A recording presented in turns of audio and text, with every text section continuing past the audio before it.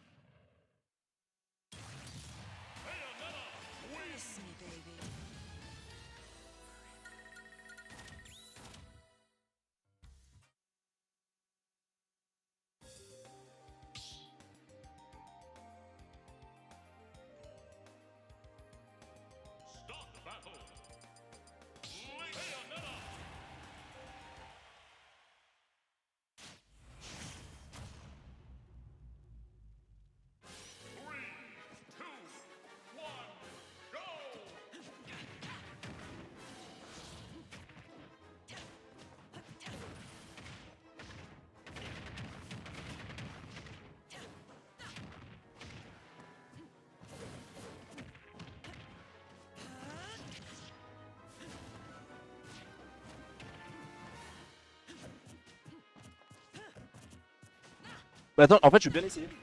J'essaie de parler. Test. Hop. Et Ok. bonjour à tous, de retour, me voilà accompagné du bon Freemoon, comment vas-tu? Bah coucou, ça va très bien et vous? Je sais pas, il ne peut pas nous répondre, j'espère qu'ils vont bien. Attends, j'ai un petit problème, genre mon câble est pas du tout. Ouais, c'est normal, avance ta chaise. Ok, d'accord, c'est normal. Bref, bah sinon ça va plutôt bien, écoute, bonne soirée qui se passe, le petit set tranquille entre Tony et Kat, donc franchement super sympa, hein, tranquille. C'est ça, Antoine qui a sorti la Bayonetta. J'avais parié dessus, effectivement, en ce moment il aime bien jouer ses seconds. Et il arrive quand même à dominer 4 hein, pour le moment. Bah, 4 qui a d'ailleurs battu Airot 3-1. Très très bonne performance pour le moment. Ouais, c'est ça, franchement, il arrive vraiment à bien s'en sortir même avec ses secondaries, donc on voit vraiment un peu l'impact et la dominance qu'il a sur la scène clermontoise. Mais franchement, Tony, super bon, en fait, en général, je pense, quand tu joues un low tier comme il joue d'habitude, tu t'en sors super bien avec des persos qui sont tout de suite meilleurs, donc franchement, Tony s'en sort trop bien, en plus, il y a tout qui nous saurait quoi. Et sinon pour revenir au set, là c'est vraiment even entre les deux joueurs, on est vraiment à 4% des deux côtés, 4 plutôt d'un back air, d'un jab ou d'une head throw, tandis que 4 il a un peu tout ce qu'il peut te jouer, donc franchement assez even, j'ai hâte de voir le dénouement de la game.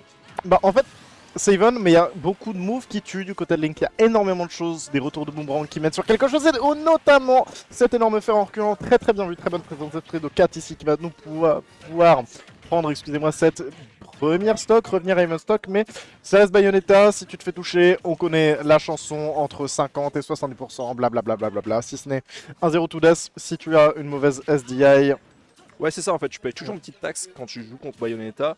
Heureusement 4, bah non en fait il l'a pris, j'étais en mode il l'a pas pris, non il l'a vraiment pris et là ça a augmenté le pourcentage, là 75%, le donner qui n'arrive pas à toucher, on essaie de faire une grille de smash mais ça marche pas.